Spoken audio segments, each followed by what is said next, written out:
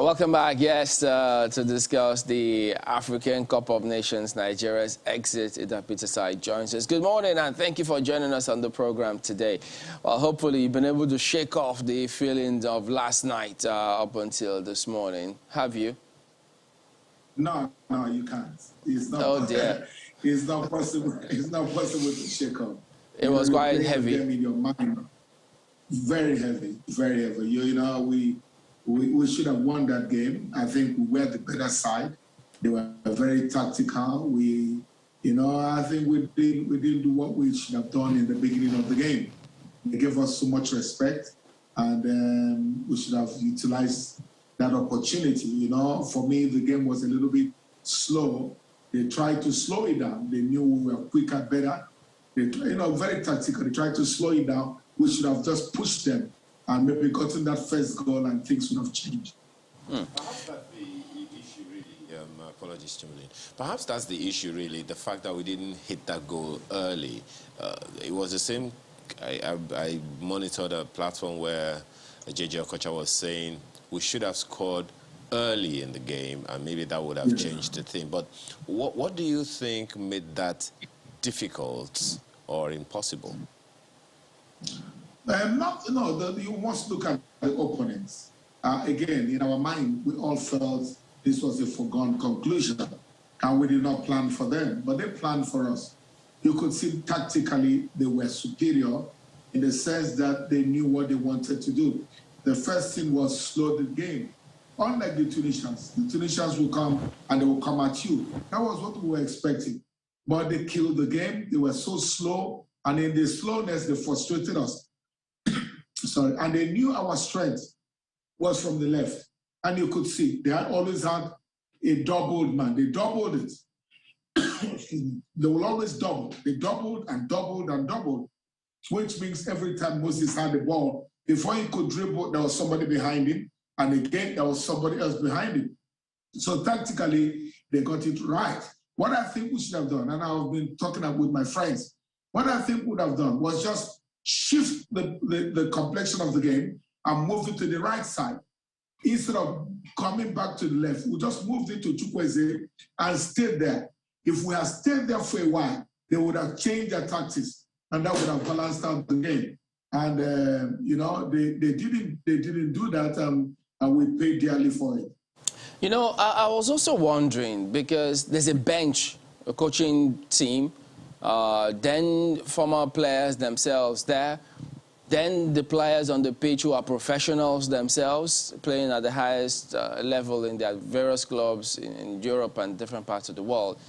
And I thought, maybe watching it, is it easier to see those things when you're watching it as opposed to when they're on the field? Because you'd have thought that, so couldn't the bench, the coaching team, have seen some of these things, the double on the right and on the left, and then we adapt and come in with a little bit of surprise? I thought that they were all there to see these things, because after all, in some games, when they come up with the tactics and they want to surprise you, they switch their tactics in the middle of the game. Yeah. That's the right thing. That's why you have assistants. The coach himself hardly sees this thing. It's like when you're playing draft. If you're playing draft, people beside you, around you, they'll say, go left, go right.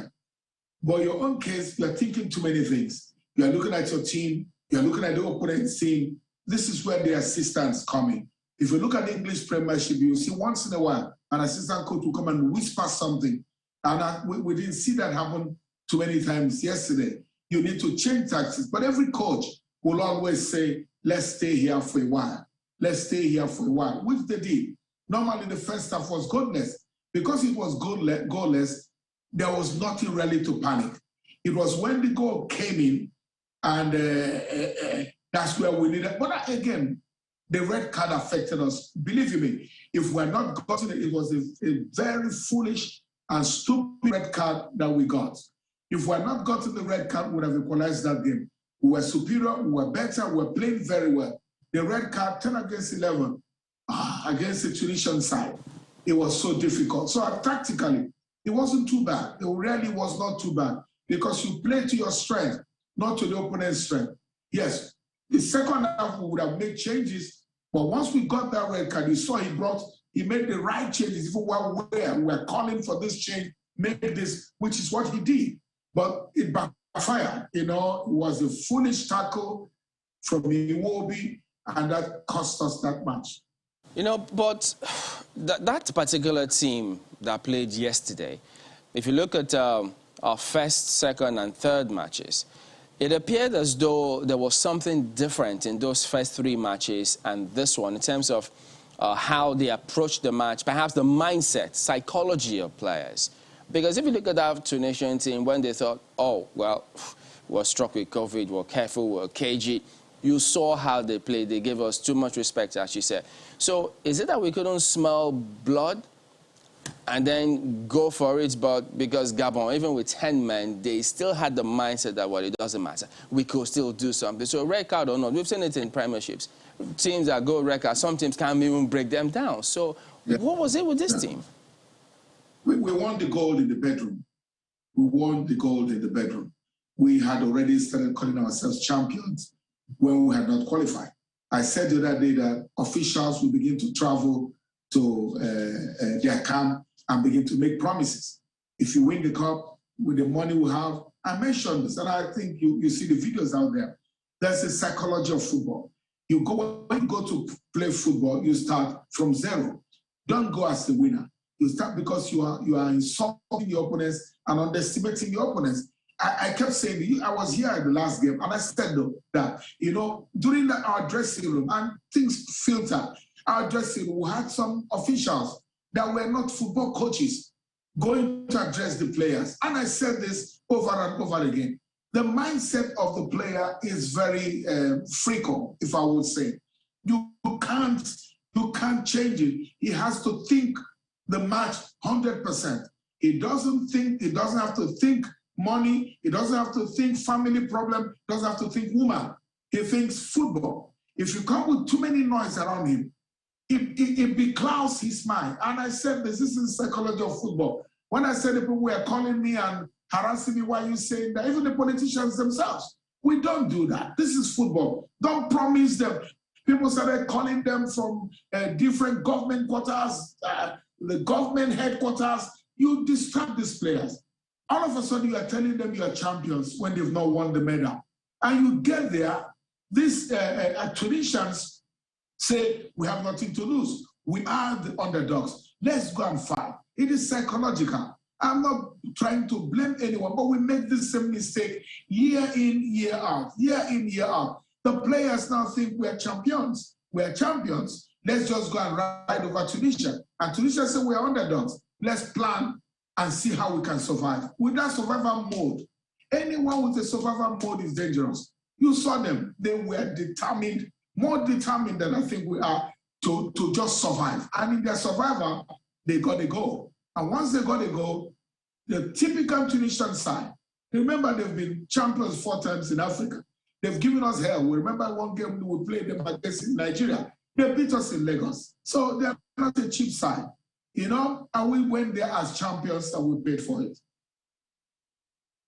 Worst opponent to go up against is one that doesn't have much to lose, as it were. But for our players, they had the thousands of dollars to lose. They had, 200 million, people on their necks, as it were, to lose their love. But where we have the match against Ghana coming up, and then the prospect of the World Cup. I know that's another banter area altogether, but for future, so we can learn from this, because I saw the images, the videos of those promises and visits, and I said, oh my God, they didn't get the memo from you saying that this is not the time to do that. So what kind of policy should we have in that area so that we don't keep making the same mistakes again?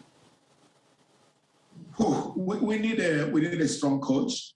I'm okay with the governor, but I had him resigned yesterday, which was the right thing to do. He resigned yesterday and said, deal with me as a professional, not as a caretaker. So as we speak now, we are coachless. Now, if he wants to sign a new contract, if they want to give it to him, he has to say, these are my terms. Let me handle the team. We can't have the president of the federation addressing the players in the second half. That's not his responsibility. We can't have the central bank governor addressing the players at halftime. That's not his responsibility. We can't have the owner of Airpeace addressing the players halftime. What time do you think? What time will the coach have to bring up? So he has to state in his contract, these are my rules. These are my rules. I remember a coach we had in Nigeria, very intelligent man, very intelligent. And I've worked with the FA for a long time. And while we were there, they brought a team list for him. They brought a team list for our coach. Trust what I'm saying. And they said, you have to put 3 Hausa, 2 Yoruba, 4 Igbo. And he looked at the list and they said, submit your team list. He submitted his team list, put 2 Yoruba, put 3 Hausa, put 2 Igbo, and send the list to the government. I'm telling you what, to the government. When he sent the list, during the match, he changed it. This was a white coach. He changed it, got his own team, and the people in their offices were looking at their own list and were shouting, Kai, Kai, Kai, Kai. This man is not here. This man is not here. Everything about Nigeria, you have to use wisdom. Okay, you have to use wisdom. And this new coach, whoever it is, must have these rules down and say this is how it should be. You know, I want to talk about an area which is your forte, goalkeeping, because that goal happened and a lot of people thought, oh my goodness, how did that happen? So, I mean, as a goalkeeper, seeing Okoye right there between the sticks and the ball approaching him, was that a tricky ball? I mean, you said goalkeepers have that aura, you know, some attract balls, some don't, but that ball had it, you know, it had a twist on it. Is that an easy ball to catch, really? Was he at fault? No, he's not. A lot of people have blamed him for the goal, but you could see the swerve. The balls that are used these days are lighter. They are lighter because of a lot of people are complaining that Alzheimer's diseases, that people head the ball and they get sick later. So what they've done, they've made the balls a little bit lighter. So because they are lighter, they fly more, they are quicker, and the wind controls them. And if you see the replay, a lot of people will blame him, but you could see the swerve. When the ball took off, he went to a direction and he swerved. For me, it could be the goalkeeper. He even tried to put the hand, even though the hand wasn't strong enough. Others would have said, well, 1 or 2 other goalkeepers in the world would have, yes. Sometimes when you are lucky, you have a strong hand, and the strong hand will save the ball. But for me, no, I don't blame him. I don't blame him. You have to close down. It's Segnia that scored the goal. I kept shouting. Indeed, he sold himself. You know, you don't sell yourself. You stay on your feet and jockey. We call it jockey. You jockey the ball so that you deny the man space and time to shoot, which they didn't. So he had space, he had time, and he hit the ball. And the ball swung. So for me, no, the goalkeeper should not be blamed. Well, so speaking about what happened on the pitch, I mean, when you said that the Carthage Eagles came in there, giving the Super Eagles a lot of respect along the line, we didn't start early. We came into the game a little late. We started turning the screw after the sending off. So could it be that when the Carthage Eagles saw that, well, look, the Super Eagles are not pushing as we thought. They're not coming at us as we thought. So they took the opportunity they had. So for you, give us the benefits of your experience on the pitch. When a team is slow in terms of providing leadership, taking decisions, perhaps saying, look, if it's not working on the right or on the left, at what point does that leadership question come in for players to say, guys, let's try this, this, and this. This can work, even though the coach may blame us for doing certain things. So what happens? How did you manage it when you were playing? You have to have a strong captain. When in my own time, we had Olise. Olise captained the team, and I played under Stephen Keshi. I played under Stephen Keshi, from Keshi to Olise. You will see leadership. Olise was a born leader. Stephen Keshi was a born leader. Stephen Keshi will shake you on your jersey and say, come on, let's do this. We need leadership. Our captain is on the bench. The captain that the one that captains us is a lot of people even think he should not be in the national team. That's how much problem we have. We need a strong leadership. And with this strong leadership, someone that will always listen to what the coach is saying and say, and be able to interpret it like a professional. Look at all I always like to refer to the English clubs. Most times you find out that the captains of most English clubs turn out to be great coaches. Why? They don't just captain teams, they lead the team. They lead the team. You have to lead by example and show quality that you can influence the team while the team is on. You must be a talker, you must be a leader that people. Again, it's not gloom and doom. Again, I want to say this. With all that we're complaining, we have created a monster of a team. We are beginning to, it is 3 weeks of resurrection for us. That's what I call it. Nigerian team was dead for 5 years. It is a resurrection for us in the last 3 weeks. We've seen a new team altogether. The biggest mistake the FA will do is to remove a Guavon. It will be a disaster, The players are playing for him. The players love him. The players want to perform. Remember, our game against Ghana next month, we're going to have Osimhen. We're going to have Lookman. We're going to have about 4 or 5 players that did not play. So it's one game to World Cup. You see that the mentality will change. It is one game to World Cup. We will go to Ghana. Thank goodness that will be our first game. Once we get a result there, we're good to go. I think so. So let's keep the team. Let's keep the coaches. Let's tell Sarah, what's that his name? Let's tell him there's no vacancy. Let him not come and distract. Let him not come and distract the team. We need concentration. We have only 1 month to get to the World Cup, and I think we will. Well, I hope that this memo goes out very, very quickly, Mr. Peterside. In the meantime, please, you know that I half watch the match, and when I'm watching, I'm half watching, and then I switch off the rest of the other half. But the little that I saw during that match told me something about the officiating of that match. For the life of me, the first question that I was asking myself is, these guys are rough. Was that a tactic, or it was just who they are, the Tunisian side? No, it's tactical. You saw they kicked Moses Simon. They kicked him upside down. You have to show the seriousness, and they came with the tactics. Like I said, they knew we were quick. We had more talent than them. 11 of their players had COVID. 11. Their coach wasn't even there. So what did they do right? You can't fight a man that is determined to succeed. Everything of success starts in the mind. And that's what they came with. They said, let's go and frustrate this team. They did that perfectly well for 45 minutes. And the red card, again, I still say the red card, and the goal that came changed the complexion of the game. You now saw the Tunisians in their element. They're a great side.